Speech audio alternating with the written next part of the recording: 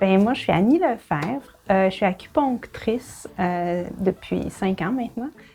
J'ai gradué en 2016 du programme d'acupuncture du Collège de Rosemont, qui est la formation unique au Québec. Puis ensuite, quand j'ai terminé ma formation au Québec, je suis allée en Chine me perfectionner notamment sur les troubles neurologiques, sur le fonctionnement du cerveau, donc en acupuncture, comment on pouvait traiter ça. La particularité, je dirais que c'est que j'ai été prof pendant 15 ans avant d'être acupunctrice. Puis, j'ai fait des formations comme prof sur les troubles d'apprentissage. J'ai appris à travailler avec des jeunes avec des troubles d'apprentissage comme enseignante. Puis ensuite, comme acupunctrice, je suis allée chercher des formations sur les troubles d'apprentissage et tout ce qui peut être corollaire aux troubles d'apprentissage. L'anxiété, les traumas, les commotions cérébrales. Tout ce qui se passe dans le cerveau et comment l'acupuncture peut travailler. Je connais rien qui ait une approche aussi globale parce que on regarde qu'est-ce qui se passe physiquement, on regarde qu'est-ce qui se passe dans la tête, dans le cœur de la personne, ok, est-ce qu'il y a du stress, etc. Et qu'est-ce qui se passe dans l'environnement. Je me sens tellement privilégiée de pouvoir faire ça, tu sais, c'est...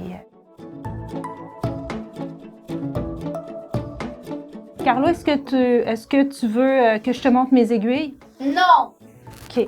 Bien, si tu veux, on va commencer. Moi, je commencerai par mettre des billes dans les oreilles de maman. Est-ce que tu voudrais être mon assistant? C'est toi qui désinfecterais ses oreilles? Ouais, OK.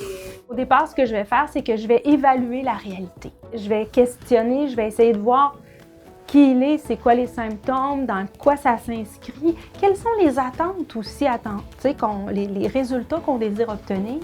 De ce que je comprends, je fais des propositions. OK, on peut travailler ça, on peut travailler ça, on peut travailler comme ça. Qu'est-ce que vous préférez?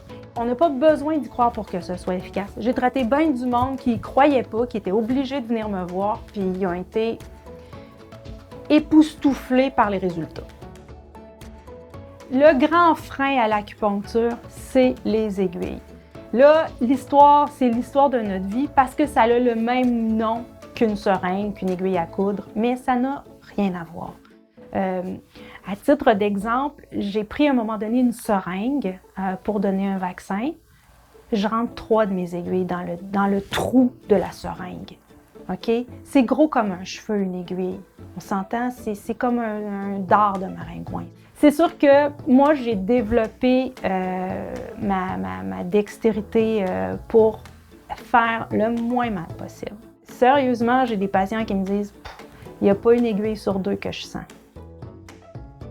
Faut pas que les aiguilles nous empêchent d'aller en acupuncture parce qu'il y a tellement d'autres techniques qui vont être tout aussi efficaces.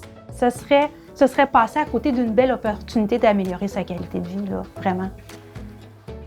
D'ailleurs, souvent, je vais donner des exercices d'acupression pour compléter à la maison.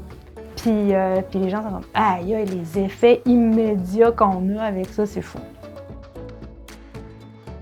Donc, quelqu'un qui me dit « je crois pas à ça », le pire qui arrive, vous venez une fois ou deux, puis il n'arrive rien, c'est vraiment le plus grand risque que vous avez. Il n'y a pas d'effet secondaire à l'acupuncture. Il n'y a pas d'accoutumance, il n'y a pas de rien. Donc, les gens ne perdent rien à essayer.